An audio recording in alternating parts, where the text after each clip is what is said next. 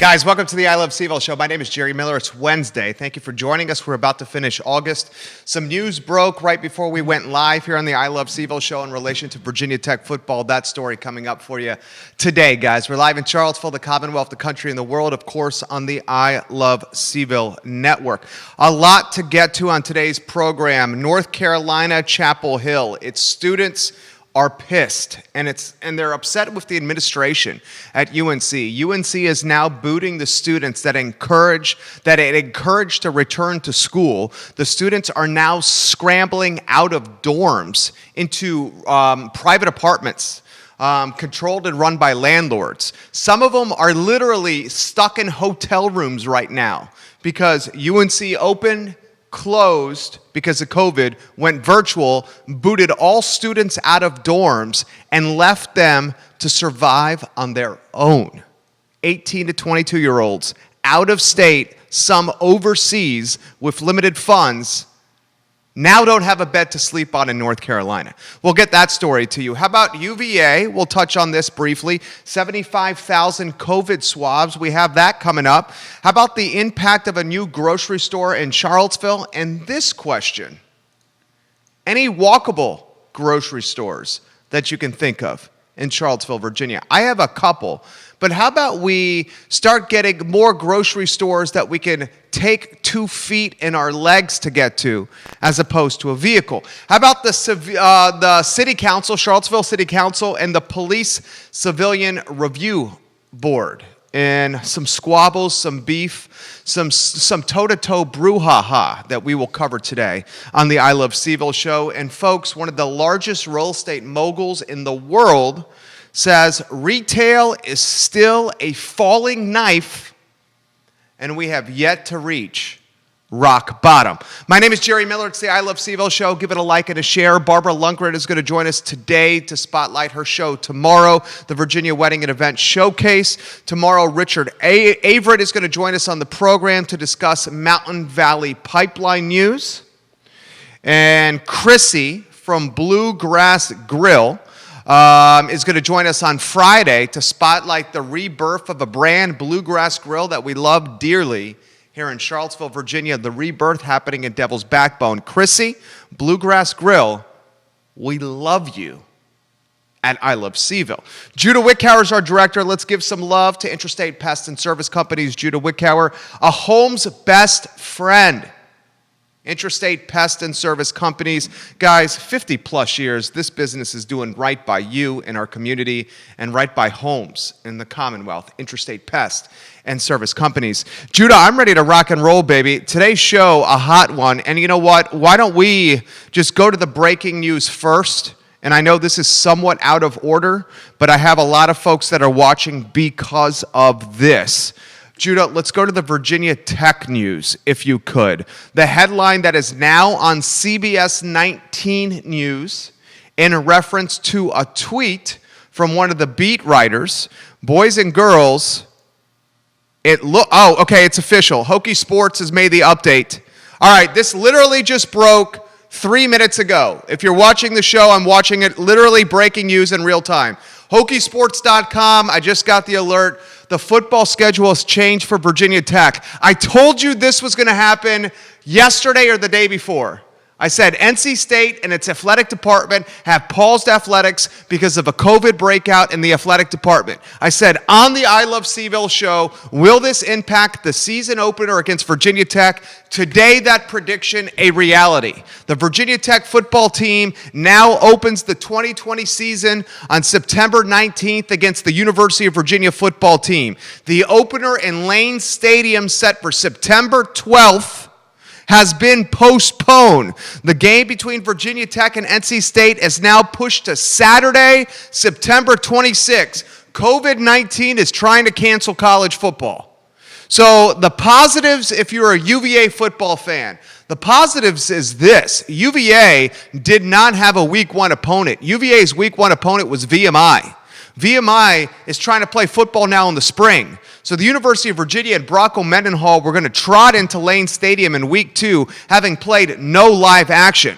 Boys and girls, the Week 1 Virginia Tech-NC State matchup in Lane Stadium has now been pushed back to September 26th. That is 7 days after Virginia Tech and UVA play in the Commonwealth Clash, a game that means so much to you and I. This is good news for Virginia football. This is bad news for Virginia Tech football. This is bad news for college football in totality. And boys and girls, I am going to straight up cut to the chase right now. One shot on me, Judah Wickhauer. I am concerned about actually making it to a season in college football.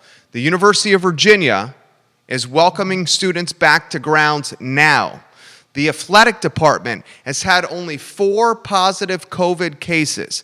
The athletic department reported that those 4 positive cases were in July. We are now in August. But folks, the students have not been on grounds at the end of July and in August right now. So as they get back to Charlottesville, what happened at NC State and UNC, students return and COVID spread. So I'm curious if that 19 September matchup against the Hokies in Lane Stadium is even going to happen. I put a proposition bet on the I Love CVille network. And the prop bet on the I Love CVille network was an over-under for UVA students and whether or not the classes would go virtual by a certain date. The date I put for the over-under bet was September 30th. The over-under for the prop bet was, will UVA move in-person classes to virtual by September 30th?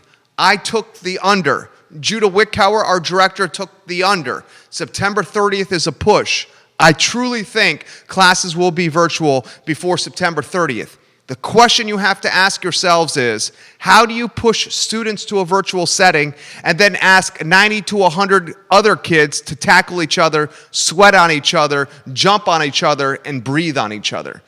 Quite hypocrisy there. So if you're just tuning in, the breaking news, NC State, Virginia Tech, their matchup set for September 12th has been postponed to September 26th because of a COVID breakout in the NC State Athletic Department. Boys and girls, Virginia Tech and the University of Virginia now open the season, God willing, on September 19th in Lane Stadium. We'll get more on that after at the bottom portion of our show. Let's talk more North Carolina. So UNC has a publication, a newspaper, and get the headline on screen, Judah. This newspaper is independent from the university. Okay, because the Daily Tar Heel is an independent newspaper, it does not rely on funds from the university. Because it's independent, it is much more to the point, and it holds the school much more accountable. It's much more vocal. The Daily Tar Heel had a story out about students scrambling to find off-campus housing after UNC announced that it was closing dormitories. So here's the nitty-gritty, okay? I want you to think about this 2 different ways. Way number 1 is as if you were a college student. The second way I want you to think about this is as if you were a parent of one of the college students that are in Chapel Hill. So UNC welcomed students back to grounds a couple of weeks ago. Students came from all over the world, and certainly many from out of state. Parents packed up their cars. Parents drove their kids to Chapel Hill, where they unloaded their vehicles, and they moved their children, their 18 and 19, 20 and 21-year-olds, into dorms in North Carolina. Moving day is awful. It's hot. You've driven a long way. Your child is ready for independence and to get away from you, and there's usually bickering, and at the end, tears, because you're not going to see each other for a little while. Well, a couple of weeks ago, in-person classes start, and a COVID breakout happens in Chapel Hill. Immediately, North Carolina says, no more in-person. We're going virtual now, and you got to move out of dorms. Well, folks, there's some kids in Chapel Hill, 18, 19-year-olds, and these are folks that are fresh out of high school that are literally having to move their stuff out of the dorm and scramble to find an apartment to live in. When you're 18, 19, and you have to do this at the drop of a hat during a COVID time, when you didn't budget or plan for this is hard. And there's legitimately some students in Chapel Hill that are at the Best Western, the Holiday Inn, the Motel 8, learning calculus, creative writing, economics 201, and a little bit of appreciation for music. If you're a mom or dad and that happened to your kid and you had to dig out of pocket twice, once for dorm on campus, and second for private housing, would you be irked? Would you be irate? Would you be a little perturbed? Would you be upset? Would you be mad, angry, pissed? Would you be frustrated with the school? Well, the Daily Tar Heel, the independent newspaper at North Carolina, says kids are protesting and they're tired of learning at North Carolina in a Super 8 motel. Can you blame them? Can you blame them? Is this what's going to happen in Charlottesville when students return for in-person education? Will dorms be closed when students are pushed virtually? I'm betting before September 30th. Will they be pushed out of Dabney 101? Will they be pushed out of new dorms, old dorms? Will they be pushed out of Lambeth and asked to fend for themselves and to find housing at the drop of a hat through a private landlord? Will they have to scramble to hotels in Charlottesville to learn virtually? It's happening at UNC. Will it happen at UVA in T-minus 7 days? Boys and girls, welcome to COVID and college in COVID. The next headline, Judah Wickower. Give the show a like and a share. Hit the like button right now, please. If you like what we're giving you, all I ask in return that you hit the like button, or better yet, share the show to your friends. The next headline comes from the University of Virginia, and this is a positive one. Positive. I try to give UVA props when UVA does well, and this is a positive headline. University of Virginia, in a joint venture with some private engineers, is creating 75,000 COVID nasal swabs per week. 60,000 of those nasal swabs will be distributed to the Commonwealth in areas of high priority COVID testing. 15,000 of those nasal swabs will remain at UVA Health to support testing locally. Kudos, props to the University of Virginia. Kudos, props for the doctors and the administrators and the engineers and the partnerships with private engineers that are in for-profit world for creating 75,000 nasal swabs a week with 15,000 staying in our local market. This is a positive that should create a little bit of confidence that more testing is now becoming available through the city of UVA and UVA Hospital. So I want to give them props. Now, I want to go to the next headline. And Judah, I may need your help with this. There's a grocery store that is opening now in the Stein Mart location next to DSW on Route 29. It's an on-again, off-again relationship with this grocery store, a German grocery store. Is it Lidl or Lidl? Lidl? Is that how I say it, Judah? Is it Lidl? Do you know? I can look that up. Yeah, give me the print. Is it Lidl, guys? Put it in the phone. L-I in the feed. L-I-D-L. I'm going to go with Lidl. Okay? So, long story short, 29th Place Shopping Center. The DSW is there. Stein Mart. There's an AT&T. In the second half of next year, so about a year from now, this German grocery store that's quite popular is going to replace Stein Mart. That's hasta luego, bankrupt, so long, see you later. So I'm excited in that a vacancy is being replaced. Okay? So let's get the positives first. I don't like seeing empty storefronts. So you say it in the speaker. Let's go to the Judah camera. Let's get the microphone in front of you. You have a lot to offer on this program, and I'm trying to develop your voice so you can make this show more robust. Judah camera, what's the grocery store called?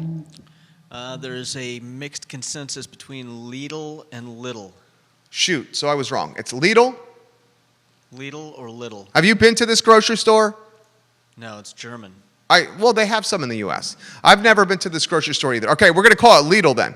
Let's call it Lidl. I have no idea what it's called. Let's call it the German grocery store that's going to Stein Mart. So the positives. The Charlottesville Empty Storefront Index will have an empty storefront removed from it as this grocery store comes in about a year on Route 29. The question I want to ask you, the informed Charlottesvillian, the question I want to ask you, the informed Albemarle Countyan, the informed Central Virginian, is do we not have a glut of grocery stores already? Everywhere I look, there's a damn grocery store, right? Now, I understand grocery stores are good tenants for shopping centers in that they create trickle-over traffic. Grocery stores sell food, which is something that we buy more in person than we do jeans, which we purchase online, for example.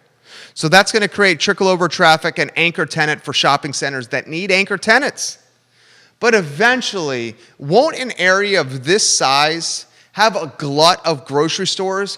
I mean, if that grocery store goes there, this is literally off the top of my head, okay? You got the Harris Teeter, right? You got the Harris Teeter and the Giant and Barracks Road Shopping Center, right? You got the Giant a little further down the road over there on the right on 29 as you're heading north. Is there a Food Line on 29? I don't know if there's a Food Line on 29. You certainly have a Giant. You got another grocery store in the Ryle Hill Shopping Center. You got a Trader Joe's, right? I mean, boys and girls, you got a Whole Foods right on that corridor. You got some grocery opportunities over at Forest Lakes.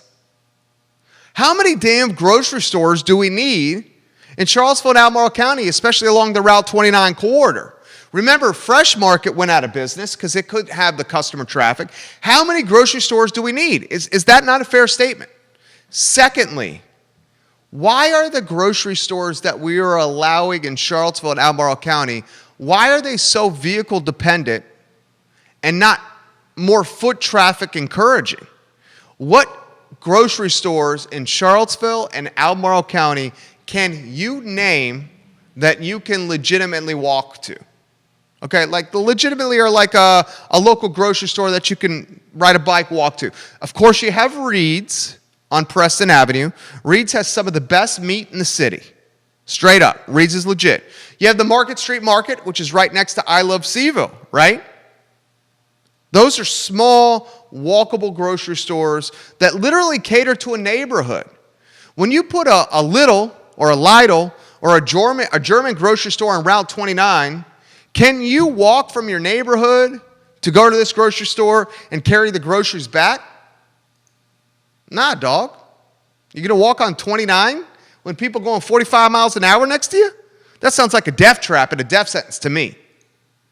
Why do we not take grocery stores and put them in food deserts like Friendship Court, like that south side of the city of Charlottesville as it heads to Albemarle County? You have folks in that south side of downtown Charlottesville that don't have cars, that would like to walk to a place that sells healthy food as opposed to shopping at convenience stores for the groceries. See what I'm saying? Does Charlottesville need more grocery stores? While I'm positive that another empty storefront fell off the empty storefront index, this grocery store that's going next to DSW does not necessarily serve the demographic of individuals that are asking for healthy options, walkable options in Charlottesville and Albemarle County. Now, the next headline I'm going to get to, I have not covered the beef between City Council and the CRB. And this beef has been happening for a little while. Why I have not covered this beef is because, frankly, up until now, I think it's kind of a super micro story that does not draw a lot of interest. So I haven't given it a lot of attention. But what happened recently, very recently, does need attention. City Council has a police civilian review board.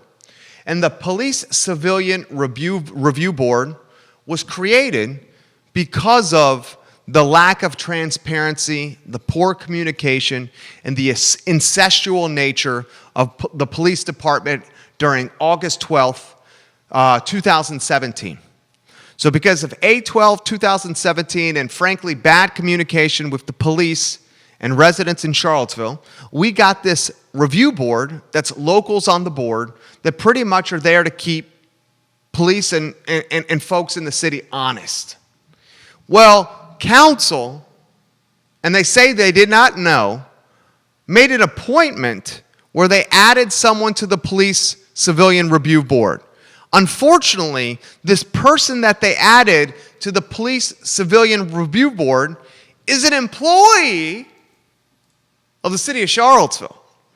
Now, if you create an independent body, and this independent body, their sole responsibility is to hold local officials accountable and to keep them honest, why is it a good concept or a good idea to add to this independent body in a unanimous vote on a Tuesday night after a closed session?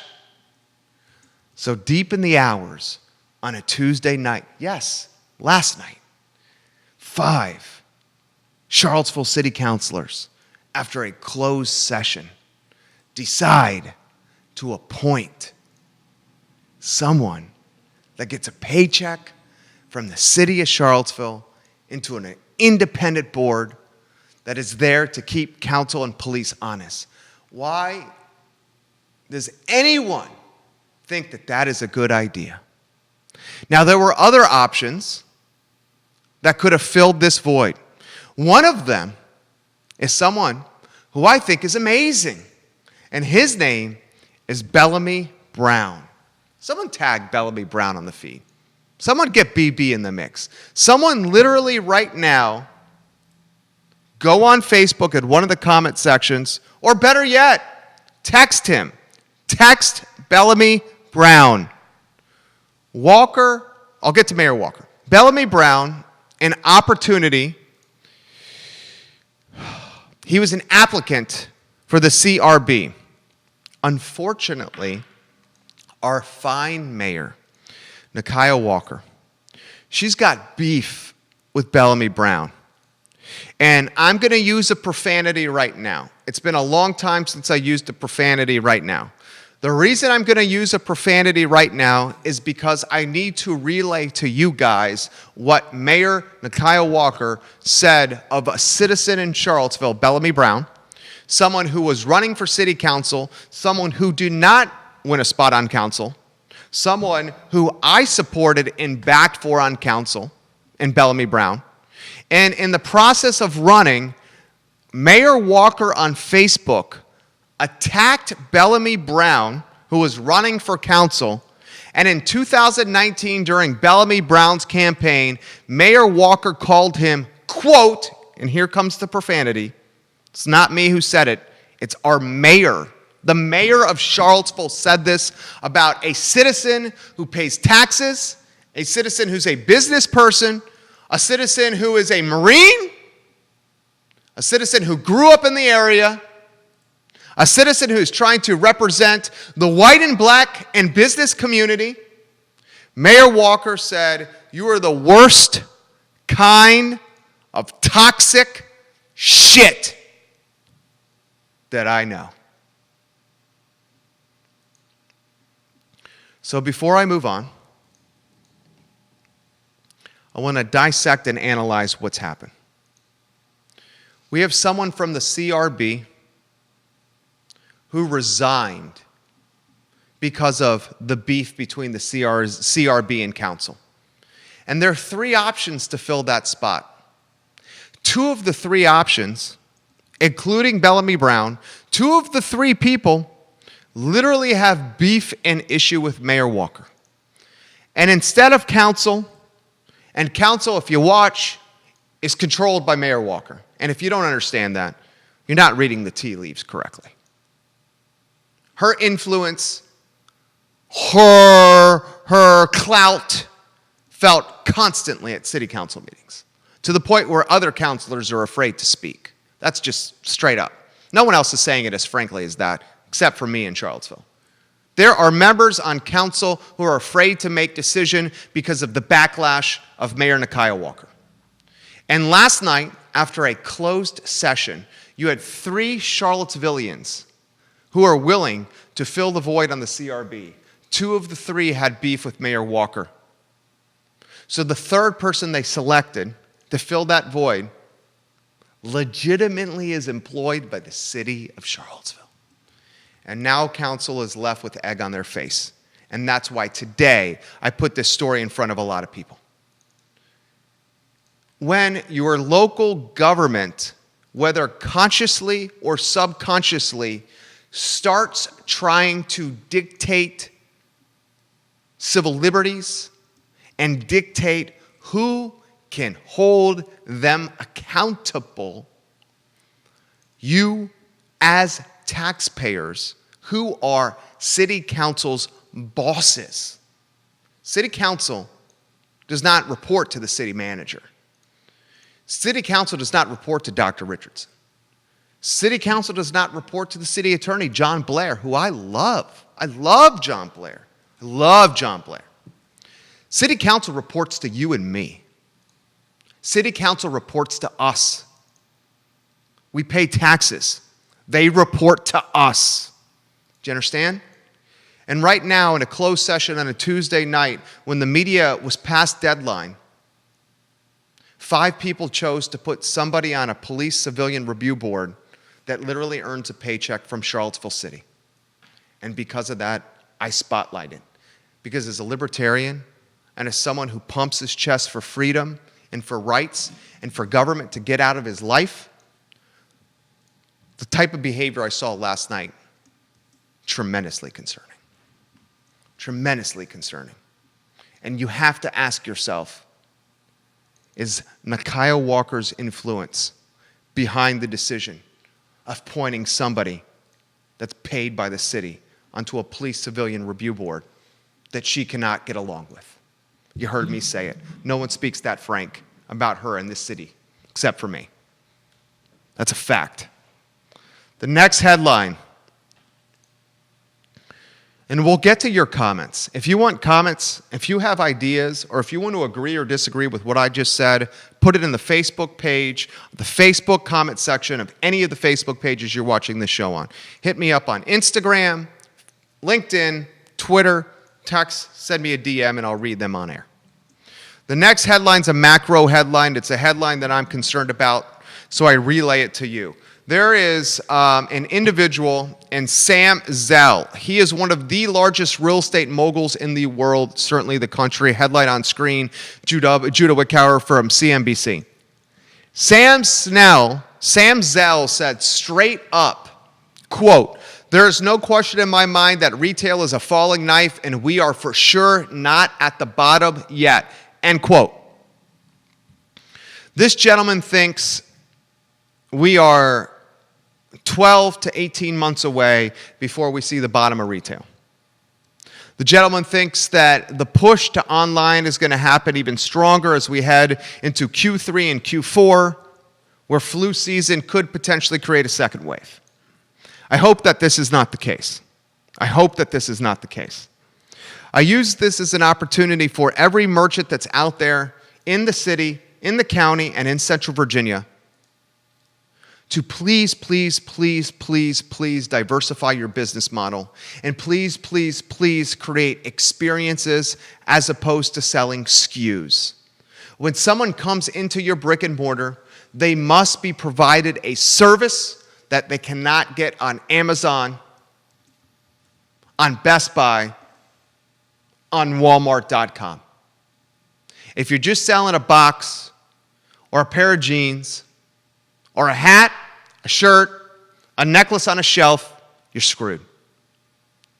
If you've pivoted your model to create experiences that complement those products, experiences like the Happy Cook, come to our store, do a cooking class, learn how to cook an amazing food dish, And when you pay for this class, you can buy all the product you just used and learn how to utilize to the best of its ability right here.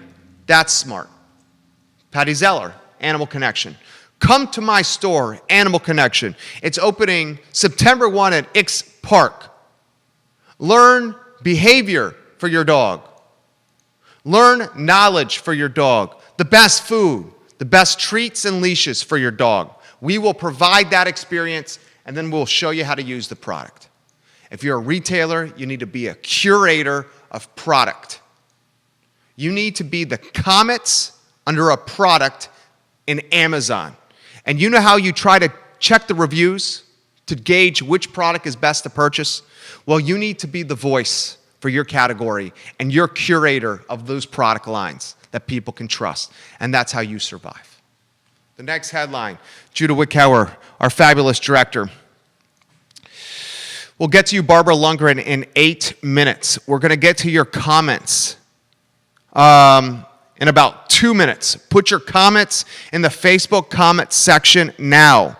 We still will cover Virginia Tech and NC State having its game postponed, and now the Commonwealth Clash is in week 1 with Virginia Tech having 0 live action and the University of Virginia having 0 live action.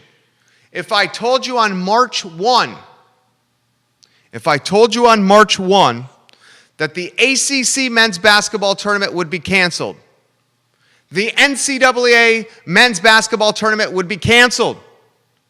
If I told you on March 1 Major League Baseball would be delayed, the National Basketball Association would not play its games in front of fans, including the postseason. If I told you that flooding would hit Stanton, Virginia's downtown mall not once, but twice. If I told you that the University of Virginia may not welcome students to grounds. If I told you school at the elementary, middle, and high school level would be done virtually, and little Johnny would be learning geometry in the broom closet, while little Susie was studying her ABCs in the half bathroom. If I told you that 40 million Americans would be unemployed, that the Main Street, Market Street, Wall Street divide would be greater than ever, and that Virginia and Virginia Tech would play their football game in September in week 1 when it's still 95 degrees in the Commonwealth of Virginia, you would look at me and you would laugh at me. That is where we're at, boys and girls, at 1:04 p.m. East Coast time on Wednesday, August 26, 2020, in Charlottesville, Virginia.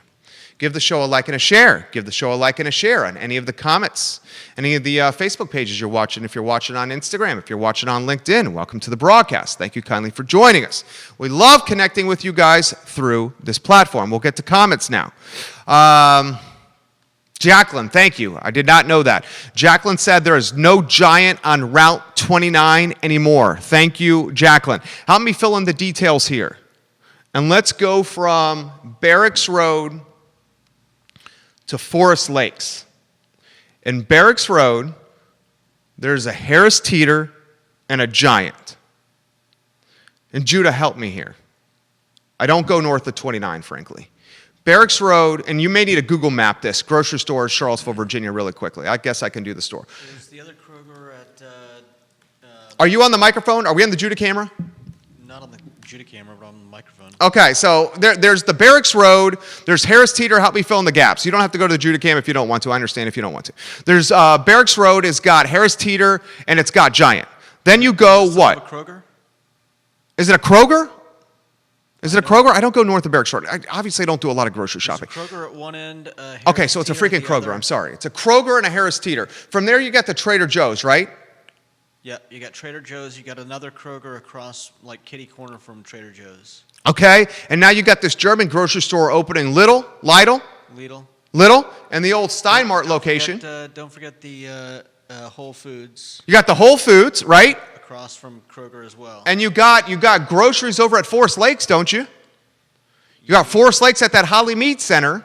Yeah, you've also got a Food Lion over by where Applebee's used to be. I'm getting Lauren on the feed is saying there's 2 Krogers and a Food Lion on Route 29. That's from Lauren. Yeah. My question is, am I wrong in saying this? I'm just going to put this out there again. Am I wrong in saying this, that we are over-groceryed? Do we not have too many of these damn things? I mean, take Pantops. Pantops has got, what, a Giant and a Food Lion. I mean, we're over-groceryed. Iris, thank you, Iris. Kroger and Teeter at Barracks Row. Thank you, Iris, on that. I don't do a lot of grocery shopping. I work my damn tail off. Thank you for helping me on this, guys. If I'm missing any, let me know. Bashir, welcome to the broadcast. He says, howdy. Barbara Lundgren helping us with the grocery stores. I struggle with the grocery. We're over-groceryed, are we not? I'm going to go to Barbara Lundgren on this. Barbara Lundgren can help me on this. Barbara, if you're watching, I'm about to Skype you, BL. I love Barb. I love Barbara Lundgren.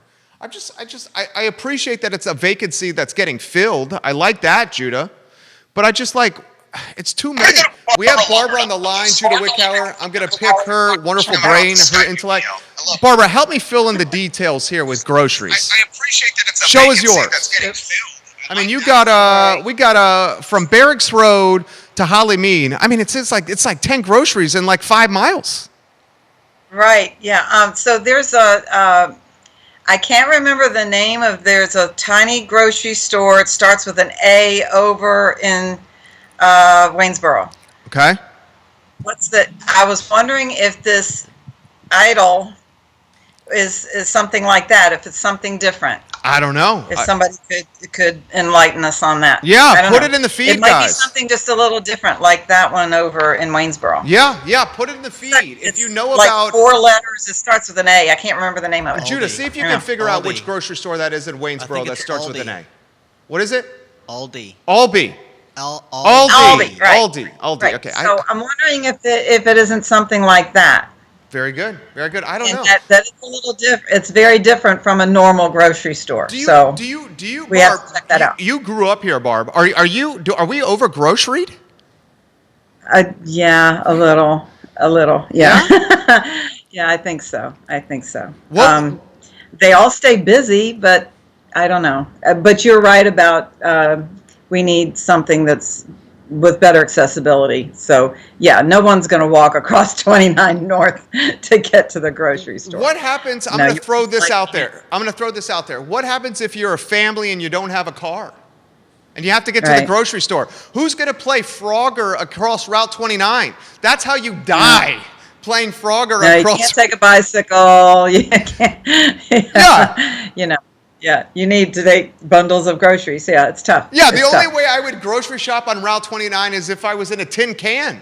The only way. All right, our fabulous friend Barbara. I got you on the line here. I mean, Barbara Lundgren is a diehard Charlottesvillian. She's a diehard Virginia Tech Hokie, and your football team just lost your Week 1 opponent against the Wolfpack. How's the Lundgren family taking that? We're not taking that well. No, we thought we had a leg up on you. Oh, well. Yeah. We'll see what happens. We're still in Lane Stadium, though. We're still in Lane Stadium. But how much noise can we make? Right. You know, we're the best at making the noise. Yeah. So I don't know how much noise can we make. You're gonna have 999 people in that 65,000 stadium. Yeah, I know. It'll be tough, but it's still fun. Let's just make it fun. Amen, sister. What we need to do is make it a game, make it fun. Doesn't matter who wins this year, right? Let's just make it fun. Well, hold on, Barbara. It matters to me who wins. Well, of course it matters, but let's not make it so so nasty. Some people are really nasty about that game. It's don't be nasty. So I went to that game with my buddy Kevin Quigley last year in Scott Stadium.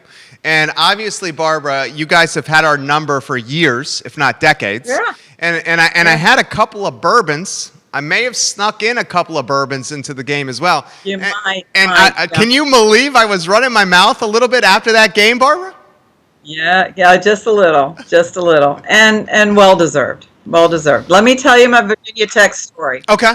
Because I'm from Charlottesville. I used to be a UVA fan. Okay. But you raise 3 boys on a farm in Charlottesville. They're not, going to want to go to UVA. They're looking in another direction. They want to get out of town, and so Virginia Tech was the place. Well, I went down to one of the Virginia Tech Virginia game at Lane Stadium. This was years ago, before the Virginia Tech was really a football team, really, and but in UVA garb. Okay, I was in orange and blue, and we were seated at the student section. Well, that was not fun. Okay, we're getting picked on. So we moved. We started walking around. The students are throwing trash at us. It was bad. I mean, it was like, what are you doing here? You're in your orange and blue. And I said, no son of mine will ever go to Virginia Tech. And guess what happened? 3. They all went to Virginia Tech. All three. So we are definitely a Hokie family. So It's yeah. good to It's all good. It's good to It's all hear good. from you, Barbara. You got another killer show lined up tomorrow. I do. I really do. And some other things you were talking about, we're going to talk about tomorrow. Hotel rooms. Another twist on hotel rooms you just brought up. Tell me. So, well, you just said that the students, if they get kicked out, they might take over the hotel rooms that we don't know if we have on the weekends anyway, for tourism. So there's another twist on our hotel rooms. Anyway, are the hotel blocks opening up? I don't know. It's I haven't had that much exposure because I don't have weddings going. Let me ask this. I think Andre Xavier, if you're watching, Xavier knows hotels. Yeah. Andre Xavier, if you're watching, will you put in the comment section, someone tag Andre Xavier. Andre Xavier, what is going on with the hotel rooms, occupancy and vacancy for the rest of the year? Are they opening back up again, the ones that were tied to home football games at Scott Stadium? Okay, I'm going to ask Andre. Yeah, what are the rates like? Because, they make their better rates on tourism. They need that, and now what kind of rates are they going to give the students? It's interesting, very interesting. So tomorrow we will have Stephen Bernard from Keswick Vineyards, our illustrious sponsors for the Virginia Weddings and Events Showcase, and we will catch up with him from events a little bit, but maybe we'll hear a little bit about how we pair the wines with the weddings. So, when we're putting together the menus and everything, the couples go in and they do a tasting at the winery, and they pair things up with their menu. So that's always fun. So he'll tell us about that. And then we will have L'Etoile Catering. Ooh. Now, L'Etoile used to be an amazing restaurant. Yeah. That was my favorite restaurant around. Really? Time. Oh yeah, you didn't know they were a restaurant? I did. L'Etoile was the old Parallel 38 that is now Guajiros. Okay. Yeah. And talk about shrimp and grits. Okay, that's where I fell in love with shrimp and grits, was at the L'Etoile restaurant.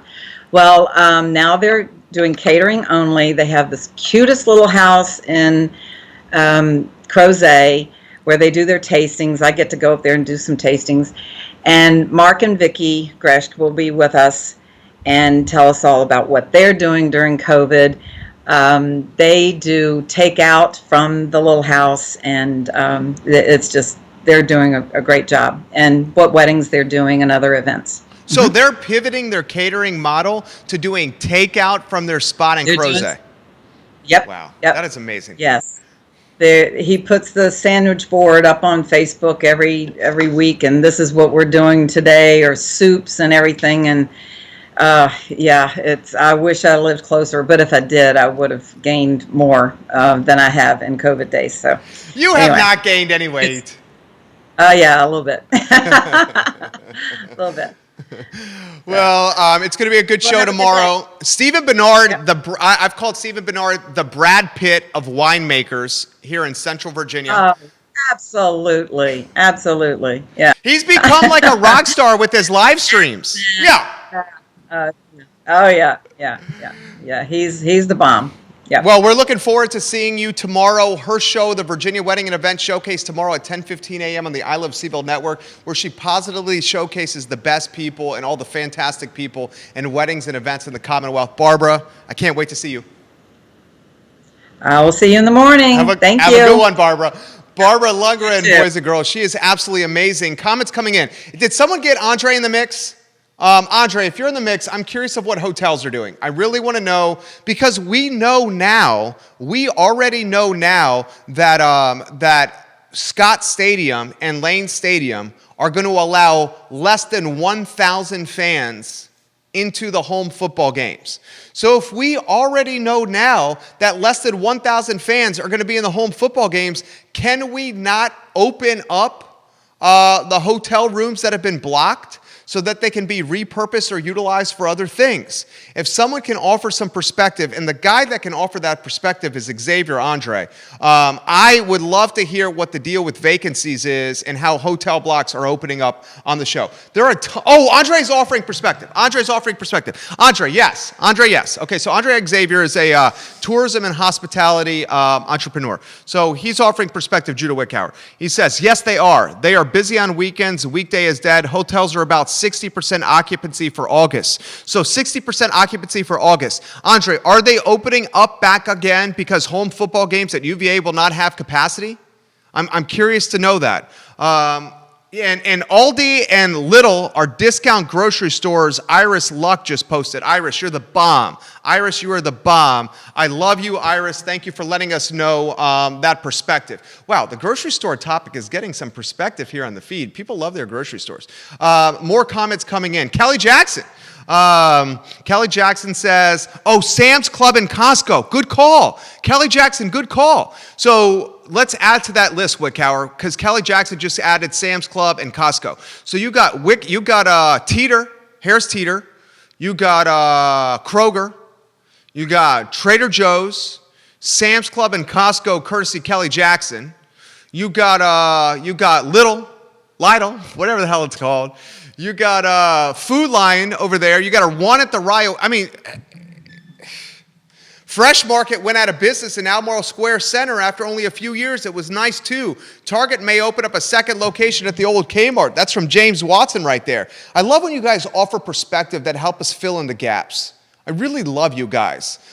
Someone's saying Target. Oh, dude, Lauren is saying Target has a grocery store and Walmart. She's so right. Dude, that Route 29, I do not do a lot of grocery shop. That Route 29 strip has Harris Teeter, has freaking Kroger, Trader Joe's. 3 Krogers. 3 Krogers, a Walmart grocery, a Target grocery, a farm for a Whole Food. Why would you open? You talk about Fried Chicken Alley. Fried Chicken Alley is that strip on Route 29 that starts at the Chick-fil-A at Barracks Road at the old Burger King location. It includes a Bojangles. I don't go north of 29. A KFC, a Popeyes. There's too many fried chicken spots. There is more competition in Fried Chicken Alley, only beaten by Grocery Store Alley on Route 29 or the Latin and Hispanic offerings on West Main. There's like 5 Latin and Hispanic and Mexican restaurants on West Main. There's like 6 fried chicken spots in a 1-mile corridor on Route 29. And I think there's like 10 or 12 grocery stores within 5 or 7 miles on Route 29. Why would we need that many grocery stores? Let's go to the next headline. Don't forget about the various ethnic markets on and near Route 29 from Iris Luck. Iris Luck, you've been crushing it today on the I Love CVille show. I love you, Iris Luck. Next headline, Judah Wickhauer. We talked about the Hokies and NC State postponing their game. Week 1 is now UVA and Virginia Tech in the Commonwealth Clash in Lane Stadium in front of 999 fans. At least both teams won't have any will be playing this game with the same amount of week 1 experience. The Hokies undoubtedly would have had an advantage playing NC State first. Now both teams open the season week 1 having played no live action. A couple of more headlines and another positive one from the University of Virginia. A UVA former soccer star, and I played high school soccer with her brother, Phil Hucles. Phil Hucles, Angela Hucles is Phil's older brother. Angela played at Norfolk Academy. I played at Walsingham Academy. Norfolk Academy and Walsingham Academy were part of the TCIS. Phil Hughley's was Angela Hughley's younger brother. He and I were the same age. Phil Hughley's was a freaking beast that played soccer at William & Mary. Probably the best soccer player I'd ever played against. He ended up playing professional soccer, Phil Hughley's. His older sister, Angela, played college soccer at the University of Virginia.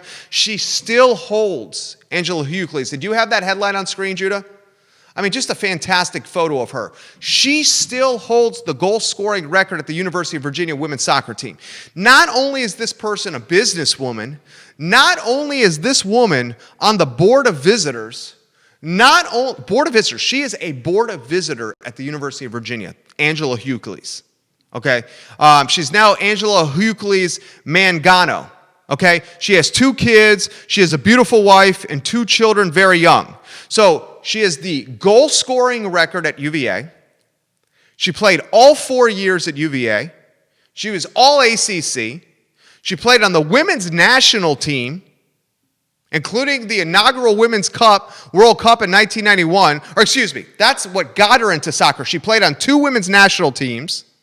She is on the board of visitors at the University of Virginia. She has 2 Olympic gold members. She played pro soccer, and now guess what she's doing? On top of keeping her 3-year-old son, Huntley, 6-week-old daughter, Ivana, and her wife, Meg, happy. Guess what she's doing now? She just bought a professional women's soccer team in the National Women's Soccer League. And in 2022, her women's soccer team is going to be playing in the National Women's Soccer League. Guess who her business partners are in the Women's Soccer League? Get ready for this. This lady is a beast. She is a superstar. She's a rock star. Her partners in this Women's Soccer League franchise that she just purchased the rights to, her business partners are you ready for this? Serena Williams, the tennis player, Natalie Portman, the silver screen superstar, the actress, and Ava Longoria, Desperate Housewives, movie star fame, beautiful, beautiful, beautiful lady. Her business partners are Serena Williams, Natalie Portman, and Ava Longoria.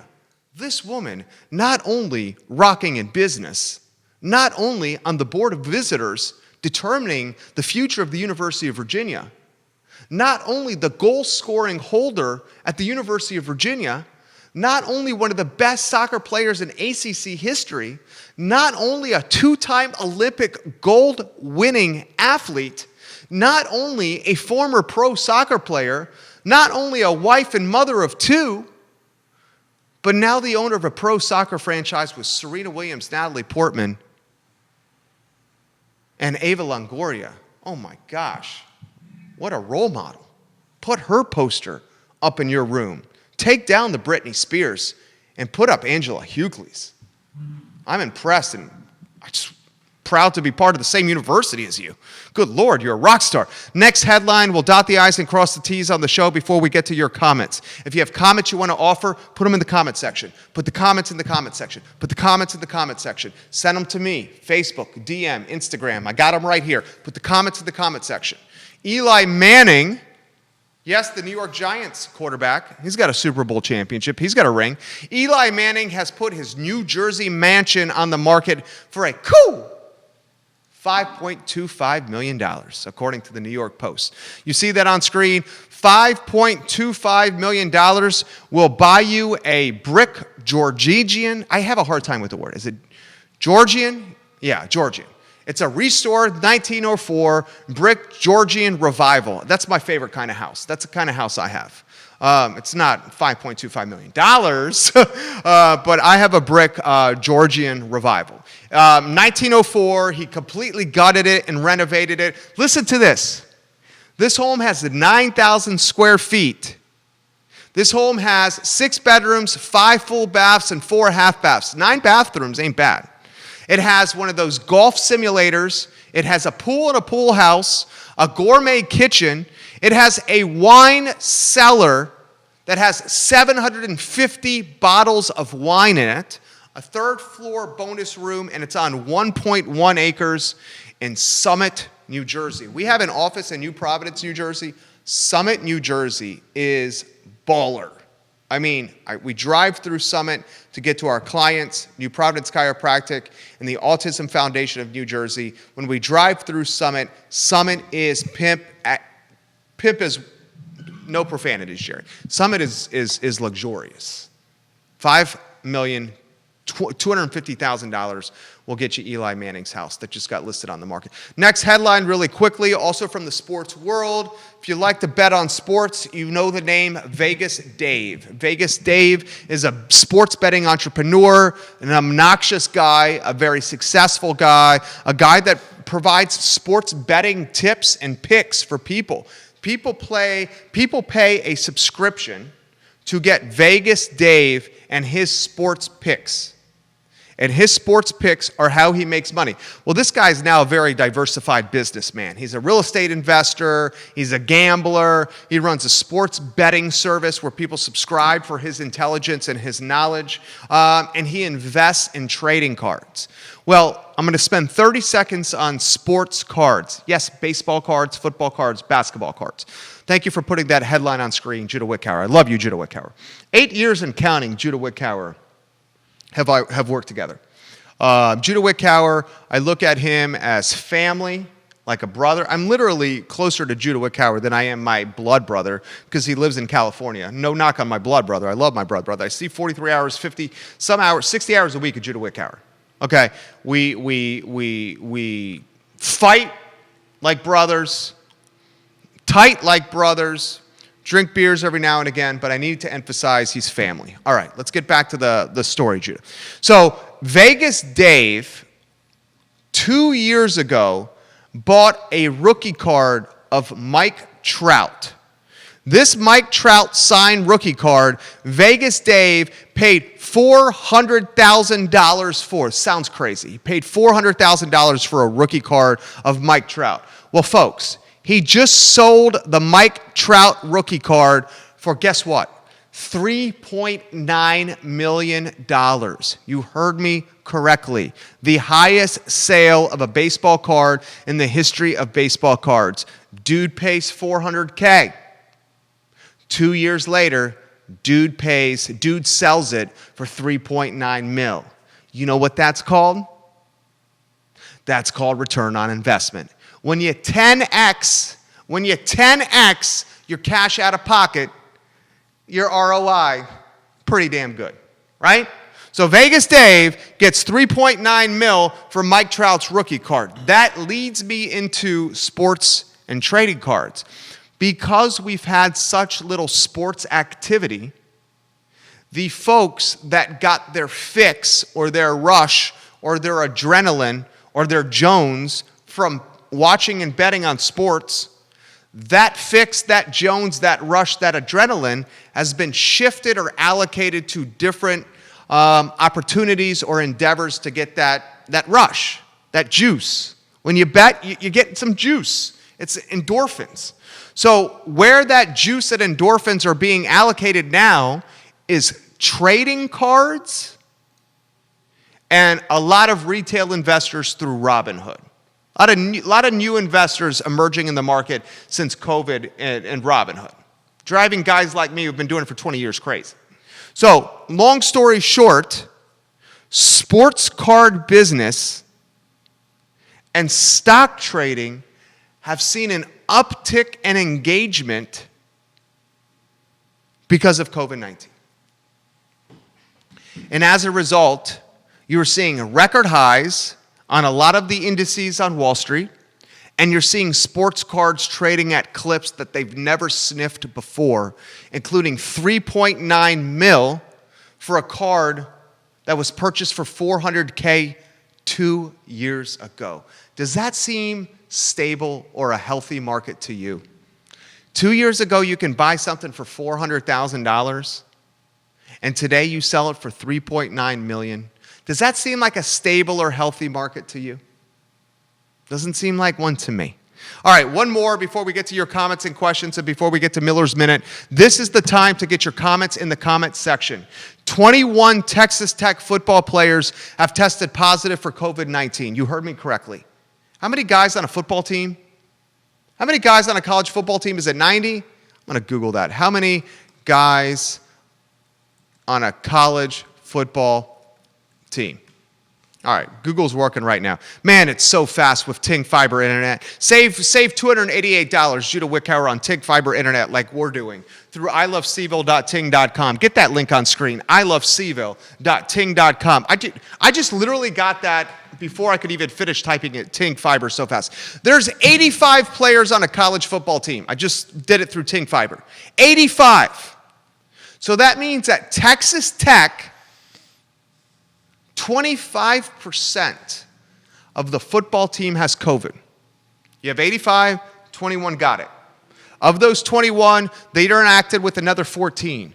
Those 14 are also quarantined. So 21 plus 14 is 35. You only got 85 dudes.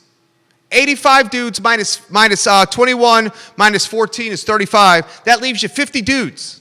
Texas Tech is still playing football. Only in Texas will 35 of your 85 football players be either quarantined or inflicted with COVID, and only in Texas would you still be practicing football today. Only in Texas will roughly half your football team get COVID or be quarantined, and still your practice this afternoon. Only in Texas, boys and girls. They beat to a different drum in that state. Texas, also in California. California is a state that beats to a different drum. A different drum. Texas as well. Give the show a like and a share. Give it a like and a share on any of the Facebook pages you're watching the program on. Okay, let's get to Instagram. All right, Instagram here. Jerry, you're absolutely right. There's entirely too many grocery stores in Charlottesville and Albemarle County. And thank you for pointing out that we still in 2020 have food deserts in our community. How can we be a world-class city if people in our town literally cannot go to a grocery store to get fresh produce and to get healthy food to feed their family? And that's from Laura Monk, who's watching in Belmont here in Charlottesville. Laura, thank you for chiming in with that perspective. Andre, we will be busy on the fall with tourists from nearby states. Also, weddings are booking blocks. I love that. Weddings are getting the blocks. I love that. That's what we need. Frank Russo, welcome to the broadcast. Huge fan of Frank Russo, who just joined the Shabine team and the catering outfit team under Walter Slawski. I don't know, man. I feel like every day I'm like waking up here. Every day I'm waking up, I'm like, all right, what's the news I'm going to read today? What's going to happen today? Every day I'm waking up. The only thing that, it's crazy to say this, the only, from pretty much March until now, the only thing that has been consistent, trusted and reliable, is almost the performance of the stock market. The stock market is producing at clips that I didn't think would happen during a pandemic, but every other thing that I go and look at, I'm like, good Lord, this is changing, this is different, this is new. College football, education, retail, how we eat, how we shop, how we drink, everything's changing. The only thing that's been consistent and predictable so far right now is the stock market. Olivia Branch says, you are dead on. All trends in hospitality are about experiences for guests. And that was about our retail commentary. Thank you, Olivia, for offering that perspective. We have a major player in real estate, a mogul of tremendous proportions, that says retail is a falling knife that has not hit rock bottom. He says we're 12, 18 months away from truly seeing rock bottom in retail. I'll follow it. This is I Love CVille. We spotlight local stuff. Let's give some love to the I Love CVille Daily Digest, guys. We've introduced a new show. So at 5 o'clock on Facebook and Instagram, literally on Facebook and Instagram, we condense this show in 3 minutes or less. We update the headlines, and we give you a Cliff Notes version, a synopsis. You want to take a final exam, you have to cram, you get that yellow and black book called Cliff Notes. You read the Cliff Notes, see if you can get a B or an A. The Cliff Notes of this show at 5 o'clock so you can be a more informed citizen. We encourage you to save $288 through Ting Fiber Internet, through ilovecville.ting.com. We have literally done it. It is the fastest internet we have experienced. It is game-changing. It's game-changing. Especially for those mom and dads who have Johnny learning the A, B's, and C's in the coat closet and Susie learning history in the half bathroom. All right, Miller's Minute. Judah Wickhauer, powered by Scott Wagner of Scott Wagner Chiropractic and Sports Medicine. Scott Wagner of Scott Wagner Chiropractic and Sports Medicine is changing people's lives one adjustment, one consultation, and one visit at a time. Scott Wagner Chiropractic and Sports Medicine. All right, this is Miller's Minute. 60 seconds, I'm going to offer you some perspective on something I've been contemplating. Look, guys, I own an advertising agency that has the most market share here that works with small and medium-sized businesses. Most market share in Central Virginia is ours. I own a network where we're trying to spotlight small and medium-sized businesses. And we have 27 rental units that we try to rent to small and medium-sized businesses. Our three companies complement each other, but they have a couple of things in common, and that's small and medium-sized businesses. You know I'm a libertarian. You know I'm pro-small business. And you know when I do run for public office, whether it's the Board of Supervisors level or whether it's at a 5th District level, you know I will run on a platform that is pro-business, pro-economy, and pro-creating jobs and doing what's right by the people that are sweating and busting their tails in our community to survive. That's what we're doing. We're trying to survive, right?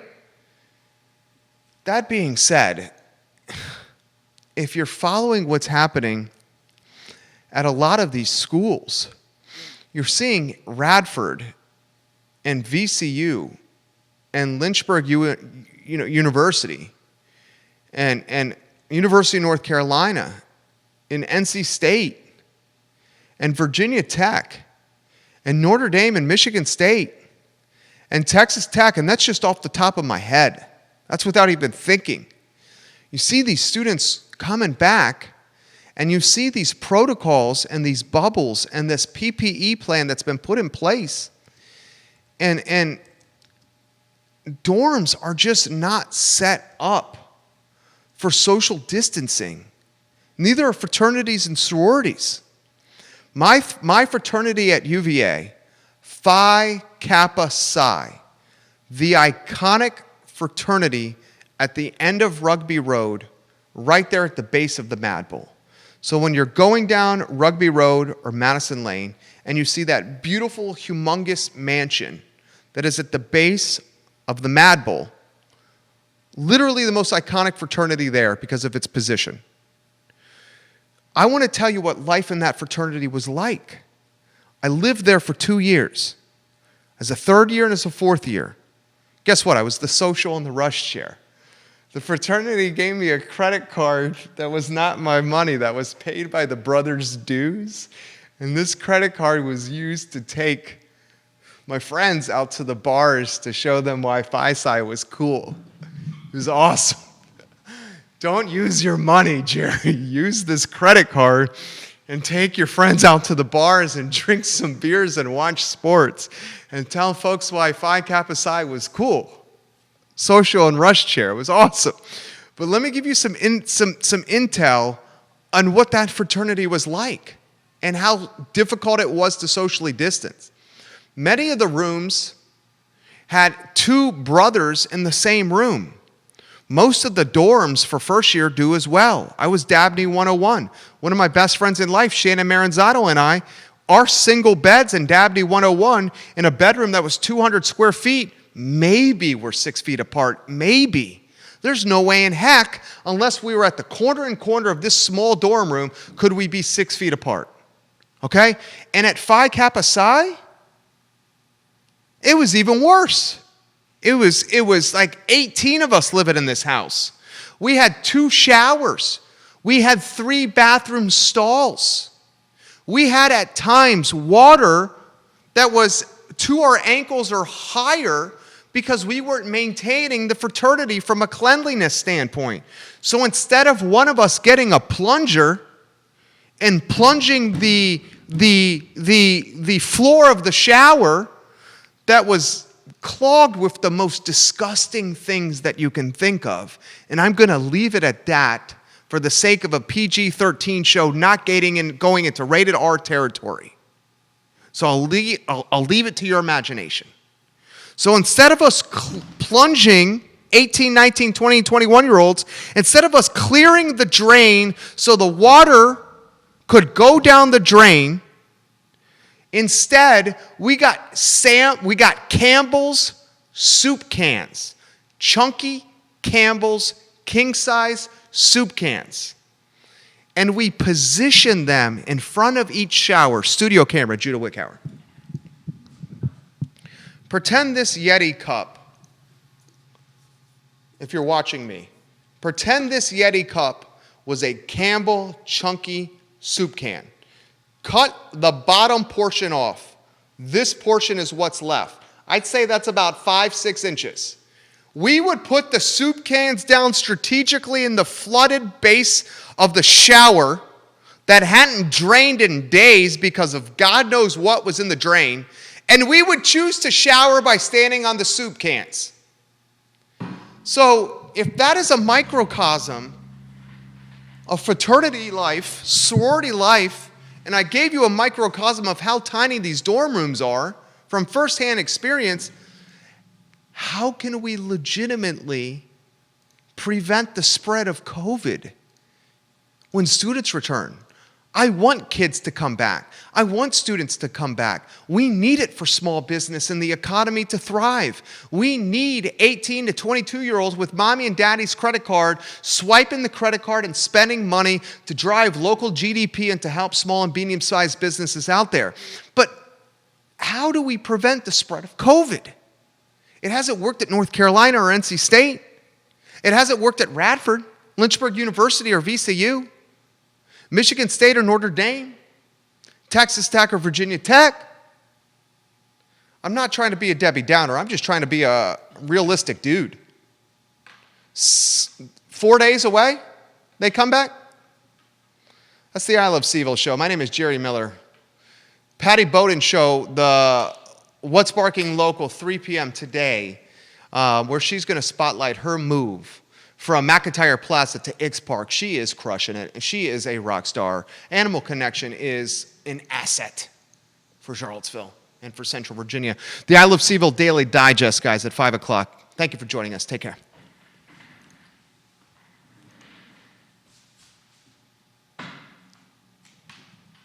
J-Dubs, we got a conference call with Lisa Kirkpatrick in 1 minute. I'm going to talk Denise Ramey. I'm looking forward to it. We'll take it over there. Good show. Thank you for producing it. Appreciate it.